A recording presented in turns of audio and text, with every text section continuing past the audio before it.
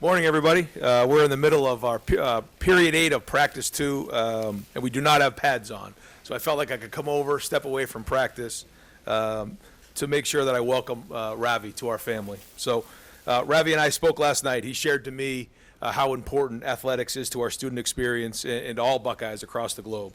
As we know, excellence is a standard here at Ohio State. That includes the classroom, healthcare, research, and winning championships on the field. And at the end of the day, we all win with people. We're here to serve, to educate, and develop people at every level, including the student body, the faculty, the staff. I'm looking forward to working with Ravi to continue our excellence as we take it to new levels.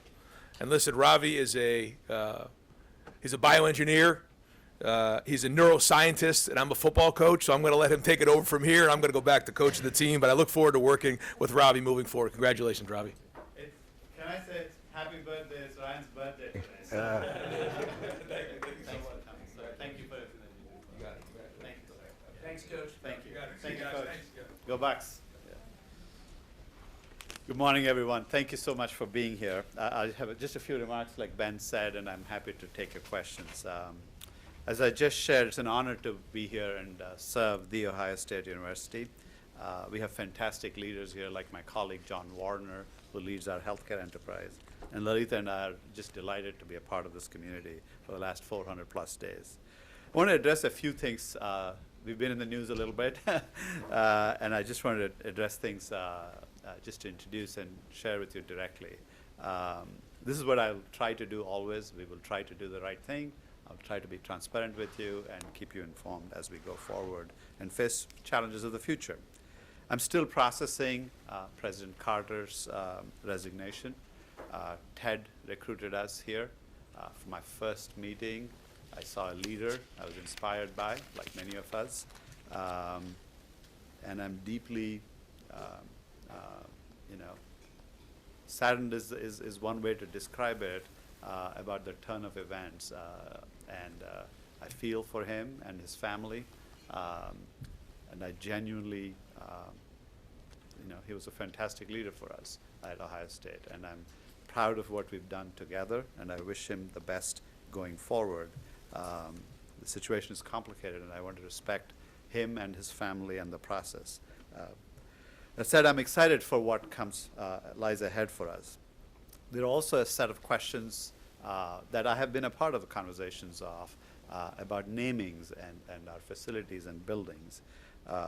We have a well-established process, as the university has said before, and I think the process is thorough, fair, and open, and I will promise you that we will give each request a full consideration. I want to also address the role that donors and well-wishers of the university play in the university's functions, from athletics, Ryan, from academics to our healthcare mission. We really couldn't be the excellent place that we are with our donors. And certainly, Les and Abigail have been great supporters of the university for many years and have served the university. And so it is part and parcel of how the university operates. As I reflect on all of these kinds of complex situations, I'm okay with us grappling with complexity and difficulty and situations because it keeps us all honest.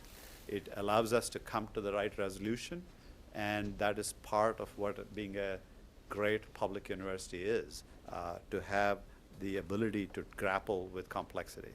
What I will say, though, is that one event, one person, or one news story does not define The Ohio State University. The Ohio State I have experienced in my last 400 plus days here. There's a student somewhere right now as we speak working on some chemistry lab, probably inventing a new drug. There's a student athlete across the street from here working and pushing themselves to be as excellent as they can. We have doctors. I don't know if I've started watching The Pit a little bit with my wife. There are doctors here doing that for real, saving lives with residents and clinical staff and nurses and physician assistants. And we have artists who are creating art right now on our campus that questions the norms, questions the way we live, and give new insight into what it means to be human. This is the Ohio State that I experience. This is the Ohio State I'd like to focus on, but to do it in an environment that's open, that cares about people, and does things responsibly. And so with that, I'm happy to take your questions. Start with Anna Hoffman from NBC4. Good morning and congratulations. There are some people who are skeptical of Ohio State's leadership in general. How do you plan to change those feelings as you're stepping into this role? Yeah, I mean, we all feel what we feel, and we have the right to feel that. The only way I know to do this is to consistently show up and do the work and show to the world the Ohio State that I experienced so far as the chief academic officer and will continue to experience as president. As I just alluded to, the mission of the university is very special. If you think about it, there are many missions, but the two primary ones I think of is there are very few institutions left in the world whose job it is to explore things that we do not yet know, right? Whether it's our research mission, whether it's how we're organized as a society, how we as people work, we fundamentally are about knowledge discovery to explore things that we don't yet know. And our second mission of shaping the future through our students is an even more profoundly noble mission. And so my focus is going to be on that and how we live as a community together in the state, in our city, in our communities.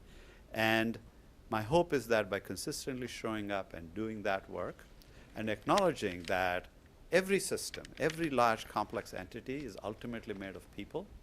And just as people are capable of great things, we just saw Ryan and what their team did, we're also capable of people not living up to that sometimes. And that is the nature of the world. And we have to acknowledge that we don't live in black and white, that there is complexity. And we will embrace it. But if something happens untoward, we will try to do the right thing. That I can give you my word. Sheridan Hendricks, Columbus Dispatch. Sheridan, how are you? Congratulations. Obviously, it's been a really interesting week, and it's pretty atypical for a university, especially of Ohio State size, to go from presidential resignation to appointing a new permanent president within 4 or 5 days. Obviously, you didn't appoint yourself, but I'm curious how you respond to some of the concerns and criticism from folks saying, this is moving really fast, why didn't we have a public search? Yeah, as you said, I cannot speak for the board, right? I can only respond to their call. And all I'll say is that all my life I've been privileged to take on roles that have had some impact and meaning. And for me, there's no greater honor to have this role. And when asked to serve, it is my duty, having learned to love this place as much as I do now. I will tell you, it's not in my remarks here, when I go to a game and watch the flags fly in with the OHIO thing, it just gives me goosebumps, you know. And when at a moment where we had something unexpected happen and the board asks me to serve, the least I can do for a place that I care about is to step up and serve.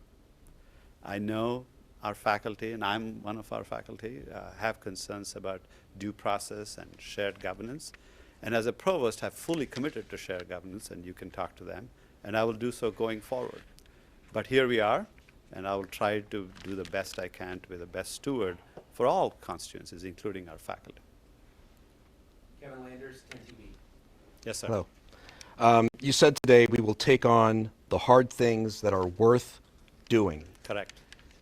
At Duke and at Emory, you were very passionate about expanding DEI. This university has done away with DEI. This university has also quelled student protests and chalking. Having said that, what will you be doing to address DEI, and will you be allowing students to protest, to express their First Amendment rights? Yeah, so let me take the latter part first. Absolutely. I think respecting a plurality of opinions, and indeed today, every year, and even I'm sure Ben can find us statistics on how many events we have on campus for all different groups as a public university with complete range of ideas being discussed on campus. In fact, I, as provost, instituted a new seminar series for for intellectual diversity, if you will. So I'm very committed to intellectual diversity, and we had a discussion on the role of religion in civic life as the first inaugural event. So I'm very committed to a robust, open conversation on difficult topics. That's how we make progress. That's how our system is built. On the notion that, the first question was about DEI, that's correct. So let me tell you my thoughts on that. So I do believe that, if I may be a professor for just 2 seconds, I do believe that our brains are sort of prediction machines. They have a model of how the world works, and learning happens the minute you run into an idea, a notion, a perspective, a culture that you have not experienced before. And at that moment, when you have a certain view of the world and you run into such things, which we do at universities, and I've consistently said, it is very valuable to have at the university a plurality of opinions and perspectives. And so I am committed to that principle. Whatever you think of my DEI record or not, I'm committed to the principle that the university have in it intellectual diversity that challenges our ideas and notions, and that will be the case going forward. Simon Khan, Spectrum News. How do you plan to rebuild trust after, Ted Carter's resignation and the controversy and the quick turnaround of you being appointed to this position? No, thank you. I understand. My own office, me personally, Laritha and I, our staff, I don't believe we're past, given how recent. I didn't find out. I didn't find out till late Sunday about what had happened, and then the board informed me. So that was, and at 10 o'clock, there was, so it was less than 24 hours. And so I personally am going through my own process to grapple with what happened.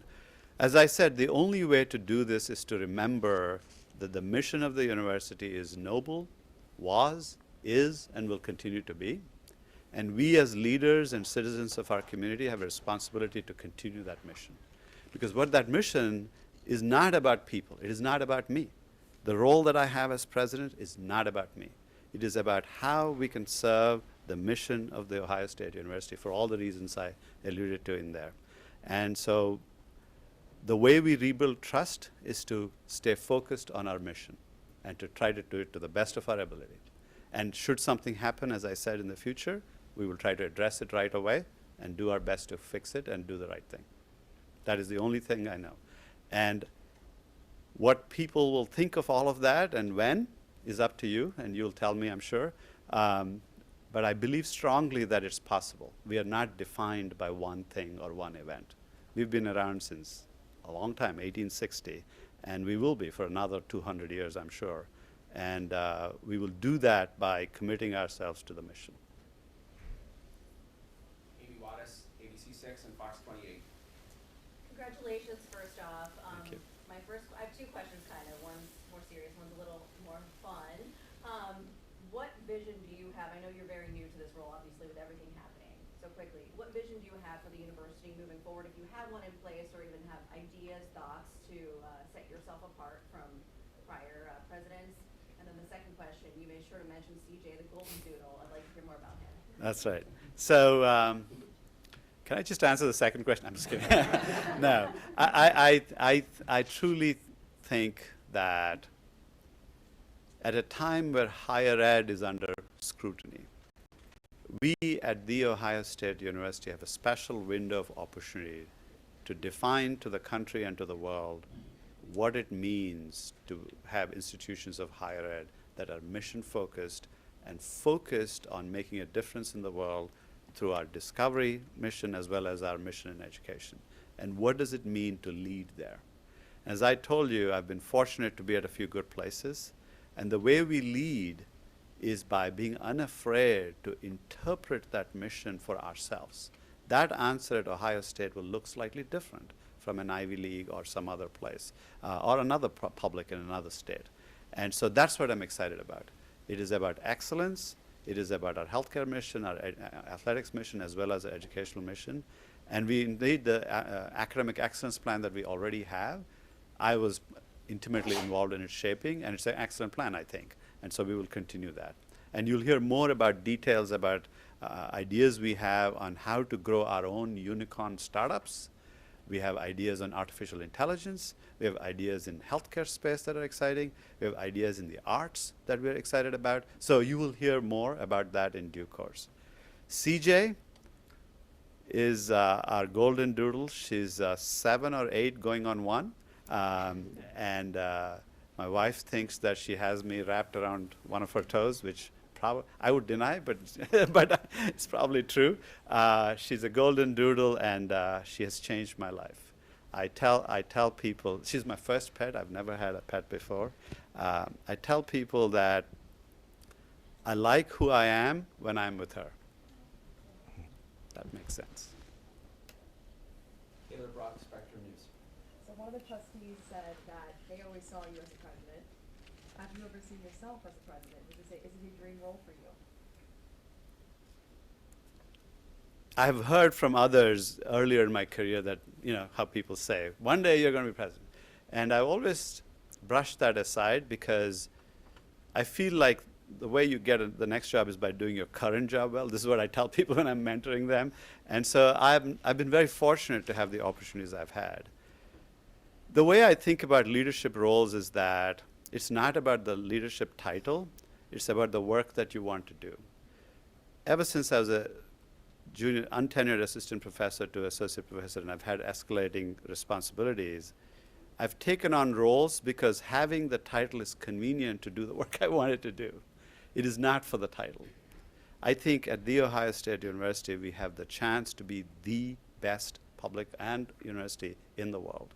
And the scale that we have is impossible to replicate. It's really impossible to replicate. If we can pull off excellence at the scale that we are, truly I believe we can transform the world. To do that, it is convenient to have some leadership responsibilities and titles. And hence, I take this role on. Jerry Sullivan, ABC6 and Fox 28. Congratulations. Thank you. I want to take you back to, I think you said it was Sunday, right? Is it 10 a.m. or 10? It is late Sunday, yeah. Late Sunday. Okay. How did the board approach you? Did they approach you in person? Did you get a phone call? Who was on the other side? What did you think immediately? What did they say? They didn't tell me right away. Well, it was Chairman Zeiger, Trustee Wilkinson, and Trustee Kaplan. They invited me to meet with them in person. And after about 15 or 20 minutes of talking of other things, they told me that at 10 a.m. on Monday, it'll be announced that President Carter, that was the first I heard from them. It almost fell off my chair. I had a mix of emotions, honestly. Primarily some mix of sadness, shock, disbelief that it was happening. They couldn't tell me a lot about why at that time.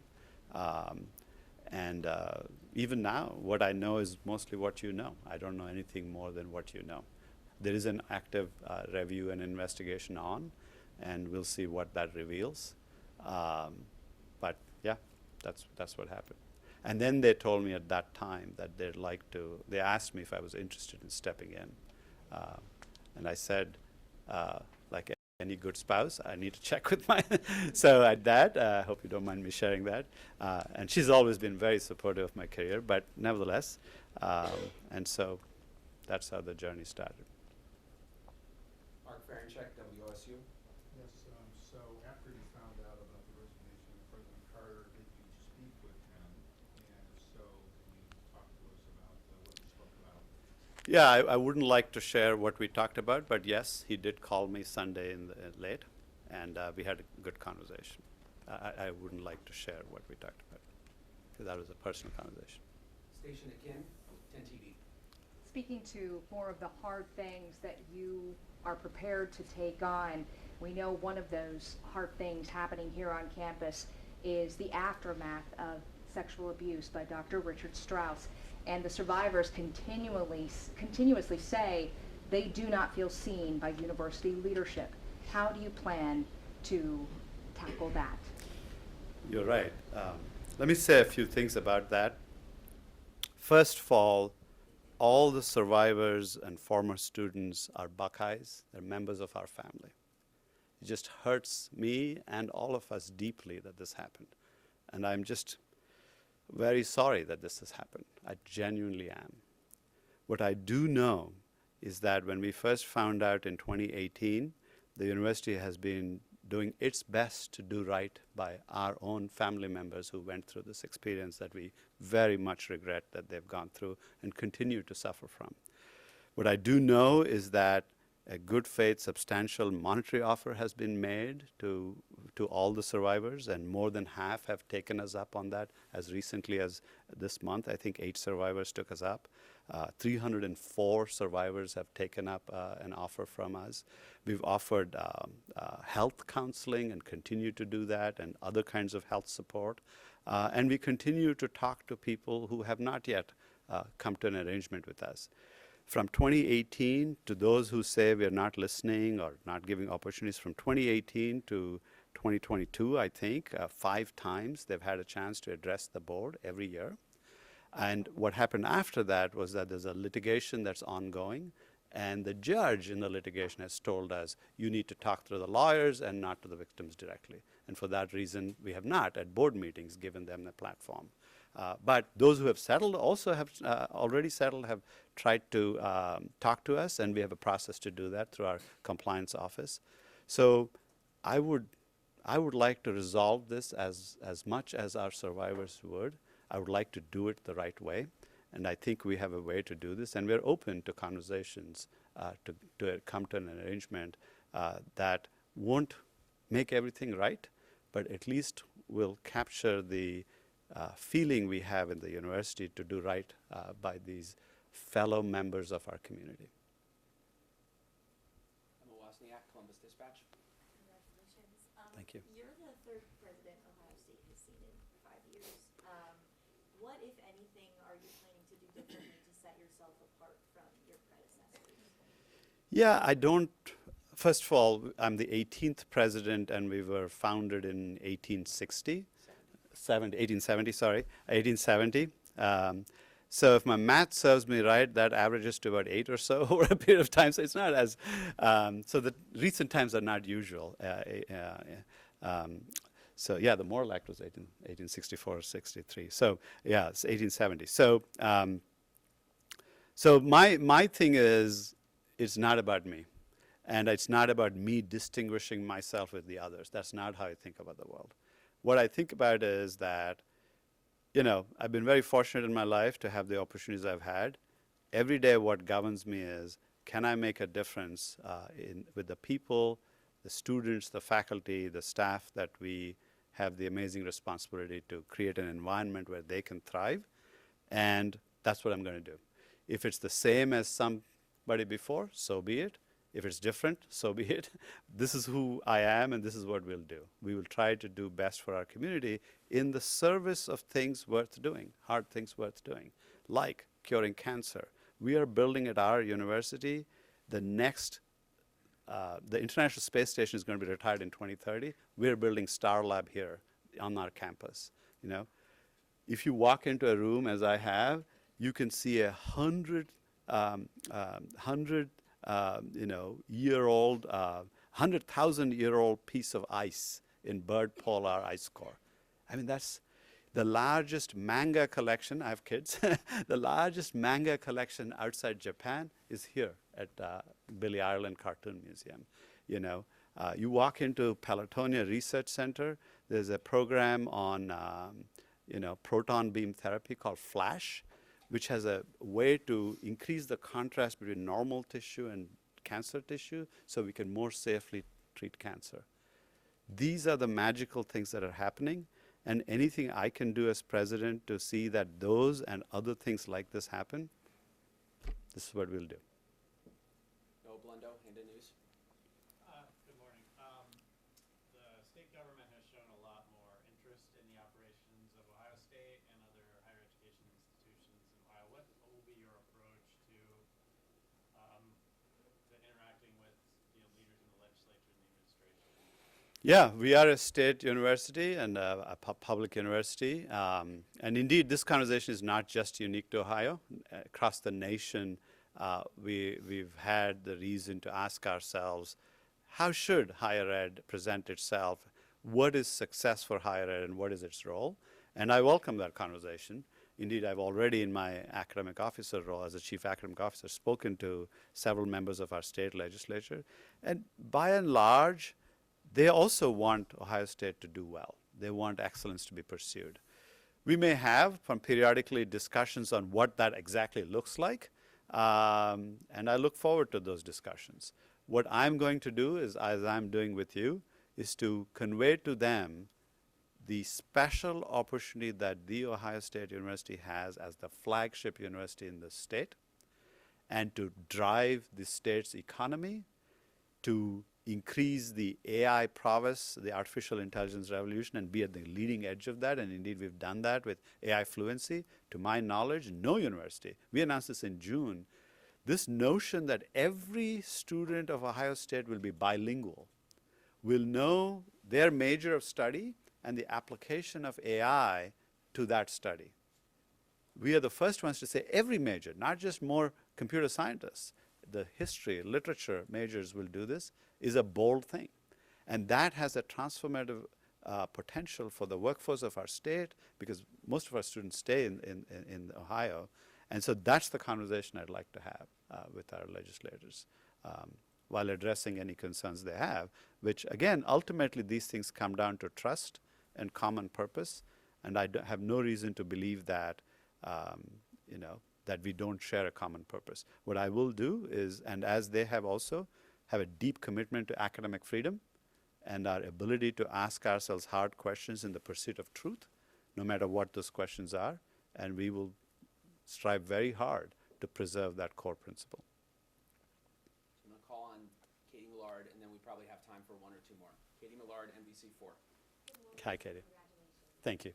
I just wanted to ask, I've heard a lot of comments from professors especially when reflecting on Ted Carter's presidency about concerns that he approached it as CEO of the university. Is that the approach that you would take? Well, we'll see how my approach will be described.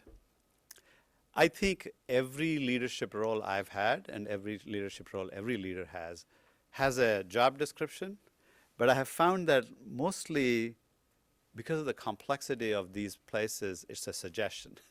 So there is some room to interpret it. And I'm sure I'll interpret it my own way, as I have the provost role. So I think I'll let others describe what that looks like. Carrie Ghosh, Business First. Okay, how are you? Good question. I'm very vested in the wonderful plan that we already have. And I think there's fantastic ideas. I don't think we need a new strategic plan and things like this. So we intend to continue and build on a plan that we already have, which is fantastic. I had a role in shaping. Many of my cabinet colleagues had a role in shaping. So I will probably name, I haven't made final decisions, probably name an interim provost, and then hopefully do a national search for a permanent provost in due course. The precise timings of how all that will look, I haven't yet had time to digest, but that's the approach we'll take to ensure that we don't lose any momentum on the plan, because the provost role is a critical role, and that's probably how we'll approach it. I'd like to have faculty input into that process and all of that, and staff input. So that's the way I'm thinking about it.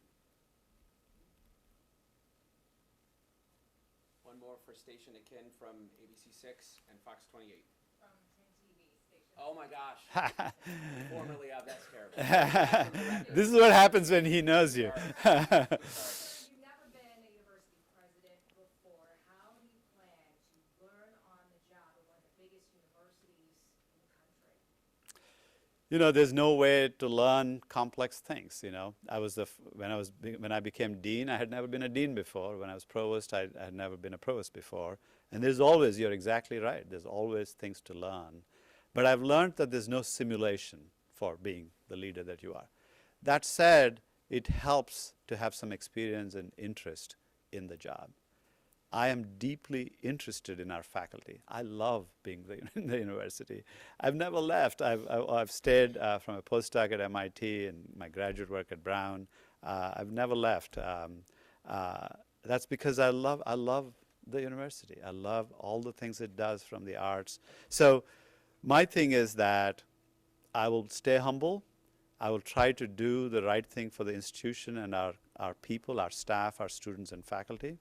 And I'll rely on good feedback from you, and I have wonderful other leaders. You never do these things alone. We have an excellent group of deans, department chairs, faculty leaders, cabinet colleagues, and it's a team sport. It's always about that. And so my hope is, with the counsel of all the wisdom that already exists here, I'll have some role to play in actually thinking deeply about what excellence means.